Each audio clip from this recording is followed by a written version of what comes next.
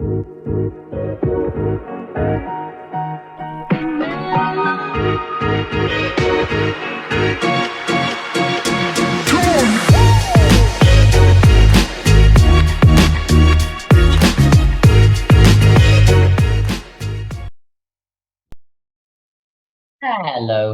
ladies, and welcome to another episode of the Liberated Woman podcast.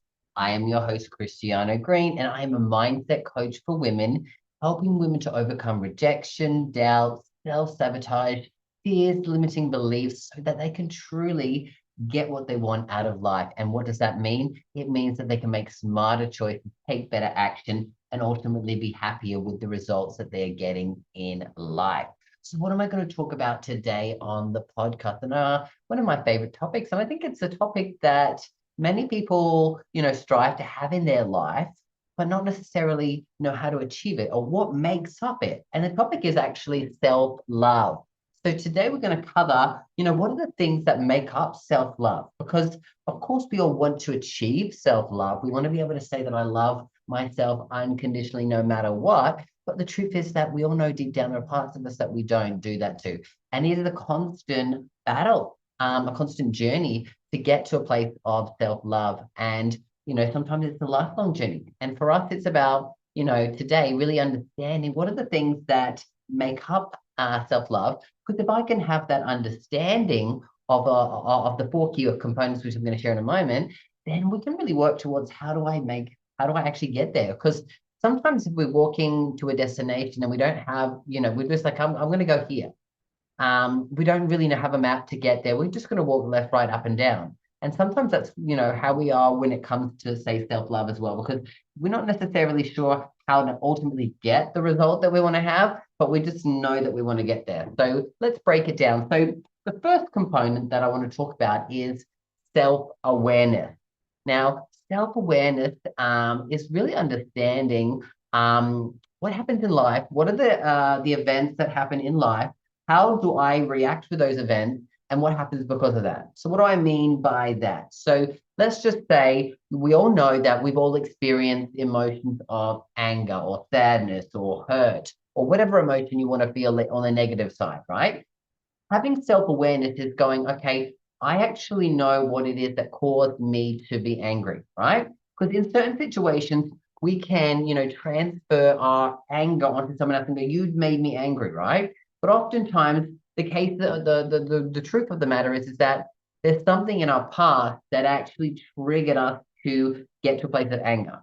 So really self-awareness is having the awareness to go, okay, I know why I'm feeling the way that I'm feeling, or being in these kinds of situations are going to lead me to feel this way, right? So what event leads to what emotion, right? Those are the kinds of things we want to look at, the good, the bad, and the ugly, right? So the same thing might be with happiness, right? What are the things in life that lead for me to be extra happy? How do I bring joy into my life? What events will bring me joy? What events will bring me love? What events will bring me happiness, will bring me peace, will bring me freedom, right? And when we can understand that, and we have the self-awareness to know that, hey, maybe being in these situations with these kinds of people is going to cause me to get really heated, would mean one or two things. One, I don't want to be in those kinds of environments, right? Unfortunately, in life, we all can't necessarily not be putting ourselves in certain environments. Just, depending on what it is, it could be a family thing, it could be a work thing. Certain situations may arise where we just can't avoid everything, right? We just cannot avoid everything that's going to cause us to feel a certain way. So the other side of the coin when it comes to self-awareness is, okay, what do I need to work on in myself so that I no longer get triggered by this event or these people? If I can go into these events without getting emotionally triggered, then really I've done some of the work on the self-awareness to go, okay, this is me understanding that I feel this way. Why am I feeling that way? And just going a level deeper each time. Why? Till we get to the root cause and then actually working on those things. And then if we can clear that stuff, the emotional stuff out, which is a lot of the stuff that I do with so many of my clients, so many of my clients come to me with high levels of negative emotions like anger, sadness, fear, hurt, guilt, shame, rejection, judgment, right? And I'm a master NLP technician. And what do we do there is a thing like timeline therapy. We work on actually being able to clear out that negative emotions that we have. So we can clear out all of the events in our past that caused us to feel the anger, the sadness, the fear, the hurt, the guilt, whatever those emotions are. And when we can do that, I can help my clients move forward. So having the self-awareness in those moments to really understand that I'm dealing with a lot of anger, how do I clear that out? And that's what I do with a lot of the things that we do.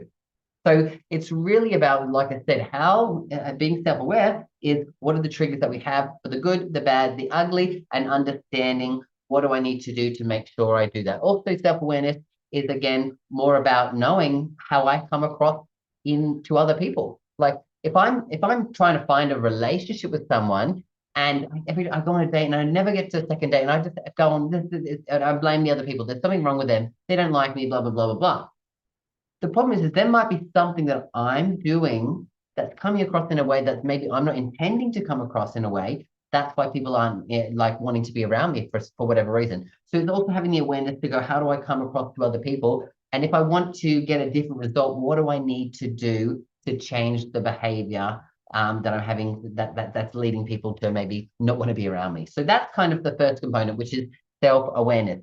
The second component of self-love is actually self-worth. And we probably all can really relate that these two are going to be tied together because we all know that, the conversation around self-love always ultimately has self-worth in there as well. So self-worth is all around the worth that we have towards ourselves as who we are as a person. This is all about our qualities, our belief systems, the beliefs we have about ourselves, right? I know from myself growing up, I struggled hugely with self-worth. I got bullied a lot. I had really no friends for a long time. So I really had a lot of really poor kind of beliefs about myself. I believed that I was a loser. I believed that there was something wrong with me. I believed that no one was ever going to be my friend. I was never going to get into a relationship. All these beliefs, right? So if I have those kinds of beliefs, it's very, very likely that my self-worth is going to be pretty much shit out, right? And it was. So I kind of created the environment around my self-worth because of these belief systems. Now, I took those belief systems on because I got bullied from a very young age, but, very early on. And so, again, we create our belief systems from an early age. And if we don't have anything to counteract those things, we keep them until we can shift those beliefs around. I had to do a lot of deep work with specific coaches and doing more NLP deep work that I do to get to a place where I am so grateful to say that, the past created who I am. And I'm super proud of being able to go through the hard times to get here because look what I'm doing with it. I'm helping other people. Helped people, hundreds of people over the years. I love supporting women, moving past, their stuff in their past, so they can actually get there and have a happier, more fulfilling life. And it ultimately increase their self-worth. So when we can, like I said, have the awareness to know what's causing our triggers, we can also do the work. And then when we do the work on that, we increase our self-worth. We increase how we see ourselves. And now I have really positive beliefs about myself. I believe that I am of high value. I believe that I'm an amazing friend. I believe an amazing partner. I believe that I'm really amazing at what I do. And I love and have great passion for it. I continue to push myself to grow and develop, not only for myself, but also for the people that I support. So for me, my self-worth has definitely shot up because I changed around my beliefs about who I am. And ultimately, like I said, that shifted. So that's component number two. Now, component number three in that makes up self-love is something that's kind of similar to that, but it's a little different. It's called self-esteem. So it's in the same ballpark as self-worth, but the difference between self-worth and self-esteem is self-worth is all about ourselves and our beliefs and us and the qualities that we hold up, our personality, etc. Whereas, say, self-esteem is probably made up of, say, achievements, the things that we've done in life, our relationships, etc., right? So it's kind of probably on the same thing like confidence and self-esteem. I'm probably going to categorize it as one, right? Oftentimes, when we're talking about this kind of confidence, we're talking about in our abilities. So, for example, I might be really proud of the fact that, I was voted MVP out of the 6 and 7 figure mastermind of coaches that I was in, the most valuable person in that mastermind because of the crazy amount of value that I added to them, right? That's something that I'm proud of. That comes to self-esteem, right? It's not about self-worth because at the end of the day, if I didn't have that, my self-worth should still be the same. But because I achieved that thing, my self-esteem and my self-confidence has risen in my abilities. So it's related to self-esteem. So that's kind of how the difference we work on self-worth to self-esteem and why it's different. So again, it could be like the fact that like, I love tennis, right? Younger, I played really, really well. I won some competitions when I was younger, but then I guess I didn't play for many, many years until probably like, a year and a half ago. And I've been playing every week and I get better and better every single time. And so my self-confidence and self-esteem in myself and my abilities there continue to rise. So that comes down to it also comes down to show that like I believe if I put my mind to something that I can achieve that. So that's how they're tied into it as well and why it's a component of self-love as well. And then the fourth component of self-love is something that I've been spending so much more time on in the most recent years on doing. And something that before that I probably really bad at. And it's called self-care, right? We all should know that this is a big part of self-love is really self-care and doing things that are going to help us not only physically, but mentally, emotionally, spiritually, energetically, financially, right? Because we are holistic beings, right? Our relationships, we need to put self-care into relationships. It's not just self-care on its own. Your relationship is a single unit as well, right? You need to also bring it into that as well. So doing things that are going to help you to be healthier and happier are also amazing things that work towards self-care. So what are some of the things that people do for self-care? Exercise, eating right, spending time with people, relaxing, journaling. For me, I love to do things like go to the spa, get massages, or I go to the sauna, the ice baths, things like that, whatever it is, being around in nature, going for a swim. Like there are so many different things. Reading a good book, watching a good movie. Like when it comes to other people, like really like spending quality time with someone doing something is self-care for you, but it's also self-care for your relationship, your friendship as well. Whatever the kind of relationship it is. So really putting a high emphasis on self-care and really knowing that, like I said, that it's holistic, we are holistic beings, it's going to make up self-love because the more that I can, pull the bucket of stuff that's causing stress down through self-care, the more self-love is going to be in there, right? But if we say, well, this is a bucket and I'm overflowing here, my head doesn't think properly. And I'm not necessarily thinking about, oh my God, I love myself. I'm going, oh my God, I'm too stressed out. How am I going to sort this thing out? Like, people don't like me, this, that. You start to get into the negative headspace when your bucket's full. The self-care removes the shit that's in there so you can actually truly get to the truth of who you are.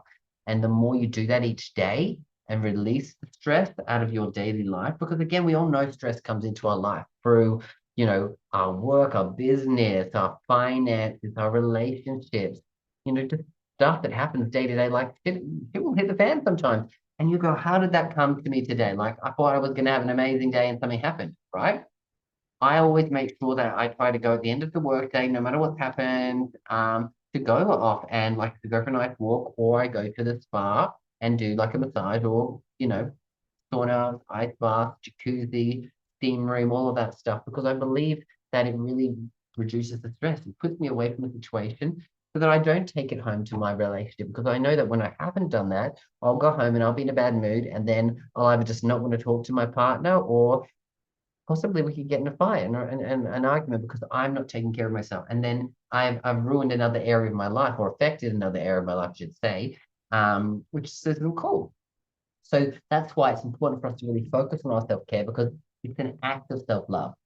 So again, if with people who are really on that journey towards self-love, then let's focus on these four things, right? And what are those four things again? We've got self-awareness, the awareness of who you are, how you come across to other people, what triggers what emotions and why they're triggered, and working on really how do I clear out some of those triggers, which is how we increase number two, self-worth. Focusing on who we are as a person, the qualities that we have, our personality, improvements, growth, etc. That means we're going to increase our self-worth, which is going to connect us to more self-love. The self-esteem, again, is in our abilities, in our achievements, the things that we do, and when we can, like I said, see that the time I put into things will bring me more rewards, then that increases my self-esteem and self-confidence as well. And then finally, the self-care is about taking care of ourselves in every area of our life because we are holistic beings, right? Physically, mentally, spiritually, emotionally, energetically, financially, all our relationships, all that stuff. When we can do that, we are truly, really, truly, truly, truly taking care of ourselves. So that's it for this week. I'd love to hear your comments or questions around this. If you've got any stories, I love a good story. So share with me. Feel free to comment below, or, send me a little message on, Facebook, Instagram, LinkedIn, TikTok, wherever you've seen me. I love to read your stuff, and I always get back to everyone who answers questions, asks questions about this. So until next week, this is great. I look forward to seeing you then. And always remember, you've got this and I've got you. Bye for now.